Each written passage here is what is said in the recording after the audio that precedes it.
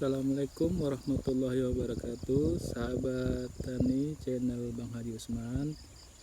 Kali ini saya ingin berbagi tips ya, bagaimana cara pemeliharaan tanaman durian kita untuk pengendalian gulma di bawah tajuk pohon durian yang wajib kita lakukan.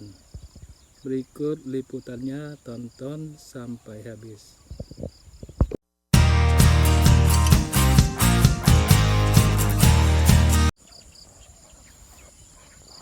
Sahabat tani ya, ini tanaman durian saya, varietasnya gelapir ya, varietas lokal, asli lokal Katingan ya, gelapir. Seperti yang saya sampaikan, bagaimana cara kita mengendalikan gulma yang wajib dilakukan oleh para petani durian ya. Gulma sekitar bawah tajuk tanaman durian ya, sahabat tani, itu wajib kita lakukan proses pengendaliannya ya. Artinya gulma-gulma ya, baik itu rerumputan maupun jenis gulma lainnya, teki maupun pakis-pakisan yang biasa menjadi gulma ya sekitar tanaman kita, itu wajib kita lakukan proses pembersihan. Karena apa? Bila gulma-gulma seperti ini ya tumbuh di bawah tajuk, itu akan mempengaruhi pertumbuhan tanaman durian kita ya.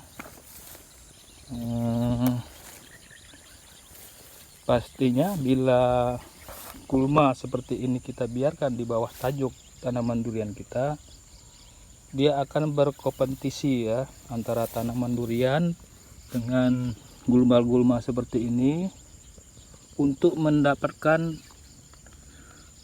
nutrisi atau hara dalam tanah ya, berkompetisi. Sehingga apabila kita berikan pupuk ya, baik pupuk apapun dia, tanaman durian kita ini akan berkompetisi dengan rerumputan ini, sehingga sebanyak apapun nanti pemberian pupuknya tidak akan maksimal pada tanaman durian kita. Sehingga wajib kita lakukan proses pembersihan ya.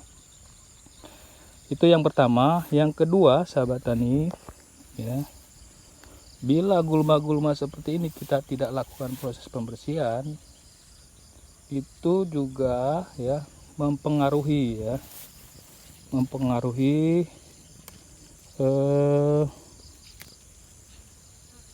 mudahnya tanaman durian kita terserang hama penyakit ya.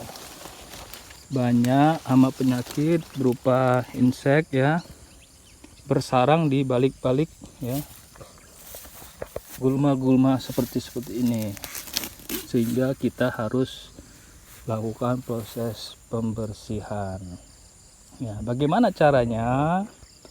Proses pembersihannya saya lakukan secara manual ya. Bagusnya memang gulma itu dicabut ya, dicabut sehingga perakaran duriannya ya yang muncul di permukaan seperti ini itu tetap aman ya. Hindari penggunaan cangkul ya, cangkul seperti ini untuk melakukan proses pembersihannya. Karena apa? Itu bisa merusak perakaran-perakaran yang muncul di permukaan tanaman durian kita ya. Lebih baik dilakukan proses pembersihan gulmanya dengan secara manual. kalaupun harus menggunakan alat ya, saya menggunakan alat seperti yang ini ya, ini ya, minimal seperti inilah. Jangan gunakan cangkul ya, cangkul. Nah ini alat ini ya memang tidak ada dijual di daerah saya ini, di Kalimantan ini tidak ada dijual. Ini memang saya datangkan secara khusus dari Medan ya. Saya minta kirim oleh orang tua saya dari Medan. Ini namanya, kalau di Medan ini namanya korek ya. Nah inilah saya gunakan untuk membersihkan ya. Di bawah tajuk ini wajib ya, di bawah tajuk pohon durian kita ini harus bersih seperti ini. Jangan biarkan gulma-gulma ini tumbuh ya, sehingga mengganggu pertumbuhan tanaman durian kita. Lakukan proses pembersihan gulma paling tidak 3 bulan sekali ya. Nanti setelah ini dibersihkan gulma dari gulma-gulmanya, kita lakukan proses pemupukan organik ya. Apakah itu nanti ditaburkan kapur dolomit, garam maupun kohi cair ya. Nah itu dia. Kemudian sahabat tani, untuk yang gulma ini seperti ini, di luar tajuk ya, di luar tajuk idealnya memang ini memang harus dibersihkan juga ya, jangan biarkan sampai tumbuh tinggi seperti ini. Saya biasanya membersihkannya dengan cara manual juga, dengan sistem dibabat ya, dibabat. Nah ini alatnya juga seperti ini, cara kerjanya diayun saja ya. Seperti ini. Nah, ini alat babat, ini namanya babat, parang babat ya. Ini juga datang dari Medan nih, saya datangkan dari Medan. Dan saya ini asalnya dari Medan ya, lahir di Namopur, Kabupaten Langkat, Sumatera Utara ya. Di daerah saya ini dinamakan babat ya. Jadi rerumputan ini pembersihannya saya lakukan dengan cara dibabat ya. Memang bisa juga dilakukan penyemprotan ya sahabat tani, dengan cara disemprot menggunakan herbisida. Tapi ya sahabat tani, saya tidak menganjurkan ya. Walaupun digunakan cara dengan menggunakan herbisida, dengan racun rumput, itu karena kalau kita menggunakan racun rumput ini akan sedikitnya membahayakan tanaman durian kita. Apakah dia disemprot nanti kena dedaunannya atau kena juga perakaran durian kita. Ini saya sangat tidak merekomendasikan untuk dilakukan penyemprotan herbisida. Walaupun misalnya terpaksa dilakukan ya sahabat tani dengan menggunakan penyemprotan herbisida ya, banyak jenisnya itu, pakailah jenis yang tidak terlalu keras ya, tidak membahayakan tanaman durian kita ya.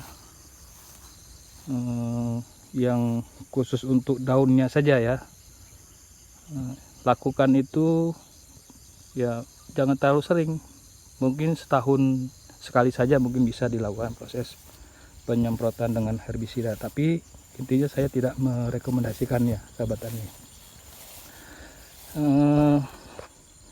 Satu hal lagi ya sahabat tani, selain pembersihan dari gulma tadi ya, kita buatkan juga ini satu pengetahuan juga ya, kita buatkan galian ini melingkar ya di luar tajuk ya. Ini manfaatnya ya sahabat tani, untuk ya menampung juga ya, agar pupuk yang kita berikan itu tidak keluar ya, tidak keluar jauh dari batang dan perakaran durian kita. Demikian sahabat tani, informasi singkat yang bisa saya berikan bagaimana caranya saya mengendalikan gulma ya, di sekitaran tanaman durian kita ya. Ini penting dilakukan untuk pengendalian gulma agar tanaman durian kita bisa sehat ya. Itu salah satu tipsnya. Demikian sahabat tani, semoga informasi singkat ini bisa bermanfaat, dan terima kasih yang sudah melakukan subscribe, tapi yang belum subscribe untuk bisa like, komen, dan subscribe channel ini sehingga saya lebih semangat lagi untuk menginformasikan perkembangan bagaimana caranya saya mengembangkan, membudidayakan tanaman durian saya ini.